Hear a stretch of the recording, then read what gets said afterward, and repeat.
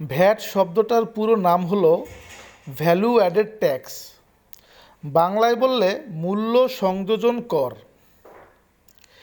এবার আমরা একটা উদাহরণ দিয়ে সহজভাবে বিষয়টা বুঝি। ধরুন আপনি একজন ব্যবসায়ী, একটি পণ্য আপনি ৬০ টাকায় কিনেছেন, বিক্রির দাম ঠিক করলেন ৮০ টাকা। অতএব মূল্য সংযোজন ২০ টাকা। ২০ টাকা হলো খরচ এবং লাভ। এরপর এই ৮০ টাকার উপরে ১৫% ভ্যাট যোগ করতে হবে। তাহলে ৮০ এর ১৫% হলো ১২ টাকা। তাই চূড়ান্ত দাম গিয়ে হলো ৮০ যোগ ১২ সমান ৯২ টাকা। আপনি এখন ক্রেতার কাছ থেকে এই ৯২ টাকা নেবেন।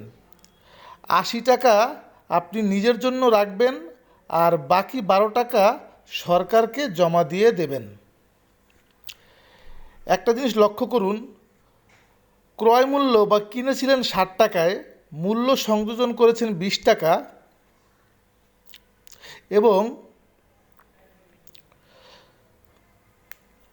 সরকার ভ্যাট আলাদাভাবে সরকারকে দিয়েছেন।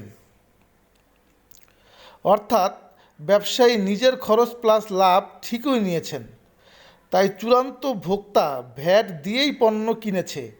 এটিকে তাই বলা হয় ভোক্তা কর। এতে করে সহজভাবে বলা যায়, আপনি পণ্য বিক্রি করে নিজের লাভ রাখলেন, ভ্যাট আলাদাভাবে সরকারকেও দিলেন এবং ভোক্তা মূল্য সংযোজন সহ চূড়ান্ত দাম দিয়ে পণ্য কিনল।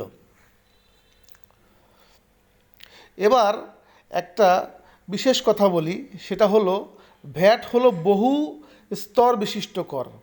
এখানে আমরা একটি সরল উদাহরণ কেবল দিয়েছি।